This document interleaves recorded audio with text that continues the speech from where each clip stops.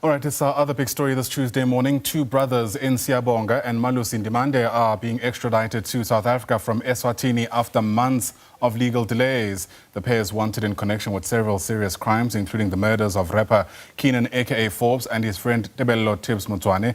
These are visuals from what was taking place earlier in Eswatini, with these brothers now making their way to South Africa.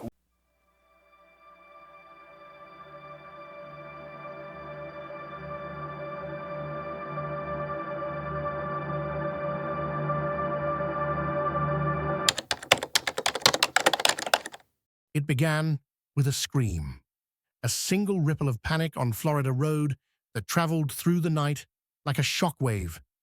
In the glow of restaurant lights, two bodies lay still, one a global music icon, the other a beloved chef and friend.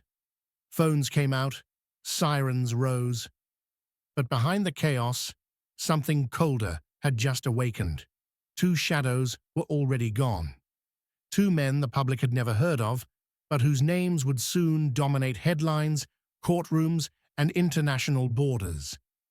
The world was about to meet the Ndimande Brothers, a trail of bullets, a kingdom across the border, a manhunt that stretched for nearly 2 years.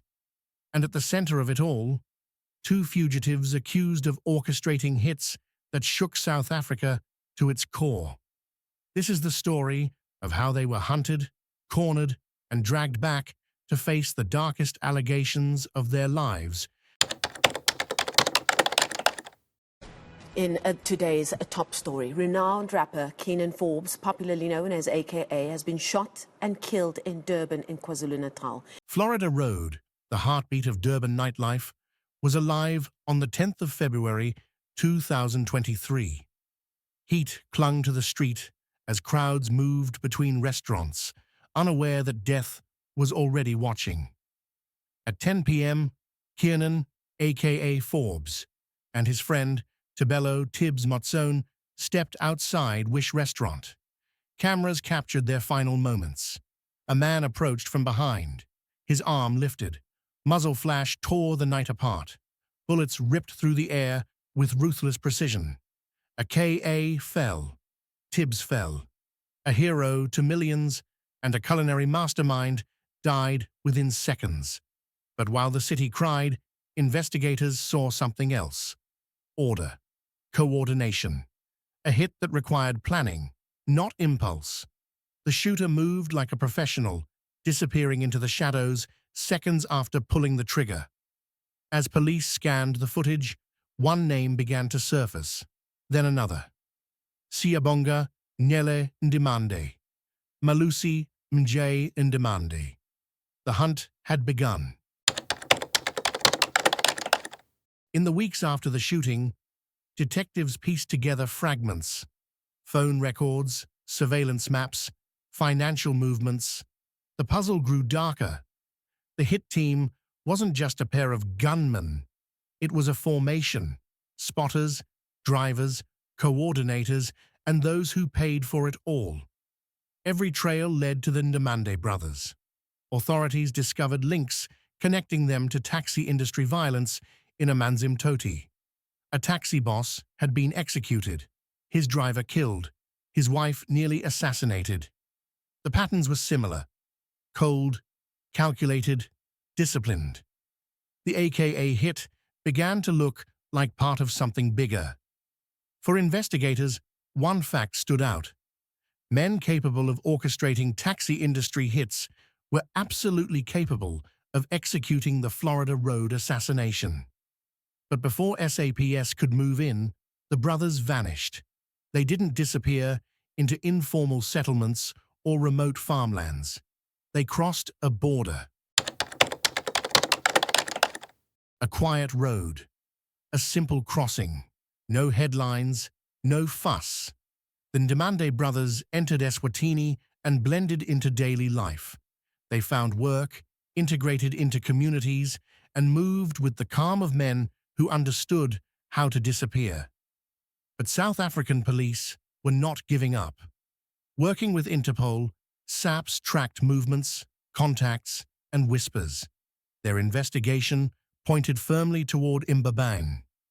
In February 2024, Eswatini authorities moved. They cornered the brothers and arrested them in a quiet district of the capital. News broke within hours. 2 suspects in the high-profile AKA murder were in custody. South Africa demanded their extradition. Eswatini said yes, but the brothers said no. Their fight was only beginning. The courtroom in Manzini became the battleground. Papers and affidavits flew between benches. The brothers argued that returning to South Africa would mean death. They claimed a specialized police unit wanted them eliminated. Their lawyers painted a picture of persecution and danger. But the magistrates were unconvinced. In August 2024, Eswatini approved the extradition. The brothers were given 15 days, just 15, to appeal. And they did, stretching the legal war through late 2024 and deep into 2025. During the appeal, South Africa waited, families waited, and a nation waited for justice. Then suddenly, everything changed. On the 30th of October 2025, after months of resistance, the Ndimande brothers abandoned their appeal. No explanation, no press statement, just silence. Their return was sealed. 5 November 2025. Eswatini issued the final surrender order. 11 November 2025. A cold morning at King Shaka International Airport. Under maximum security, armored vehicles rolled out, carrying the 2 men accused of orchestrating one of the most sophisticated assassinations in the country's modern history. Journalists flooded the Durban Magistrates' Court. Security tripled. Families of victims filled benches.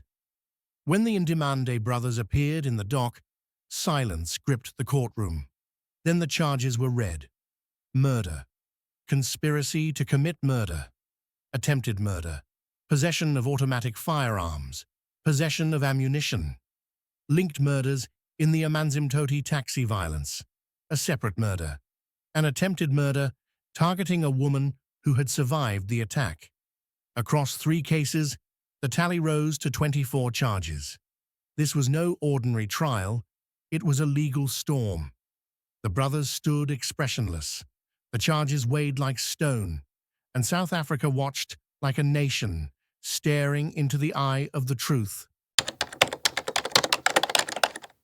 The court remanded them.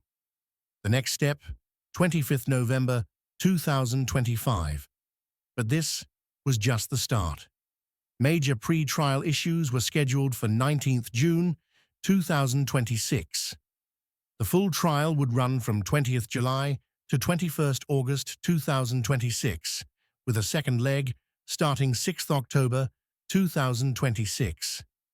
The state promised overwhelming evidence: CCTV, ballistics, cell tower mapping, financial trails, coordinated witness testimony. Each element a thread in a web the prosecution claimed the brothers had spun. The defense prepared to challenge everything. Their argument was simple. The brothers were targeted, scapegoated, and forced to flee due to the hostile taxi underworld and alleged police persecution. 2 narratives, 1 courtroom. A verdict that could split public opinion for years. The killings of AKA and Tibz were not just murders. They were cultural earthquakes.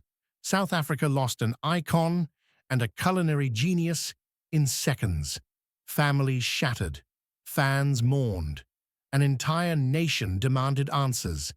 The Ndimande brothers became the faces of those answers, whether guilty or not. But the case is bigger than 2 men. It reaches into the taxi underworld. It stretches across police intelligence wars. It touches international borders. It exposes networks of violence that operate in daylight and in silence. The trial is not only about who pulled the trigger, it's about who gave the order. And until the courtroom reveals the truth, South Africa stands suspended in tension. When the dust finally settles, history will remember two men, brothers who crossed a border, vanished into another nation, and were dragged back into the spotlight of the most anticipated trial in recent South African memory. If they are guilty, justice will close its fist. If they are innocent, then the real architects of the Florida Road assassination still walk free. Either way, the truth is coming. Courtrooms don't hide forever. Witnesses don't stay silent forever. And shadows, no matter how dark, cannot outrun the light. The trial of the Ndimande Brothers is more than a case. It is a reckoning, and South Africa is watching.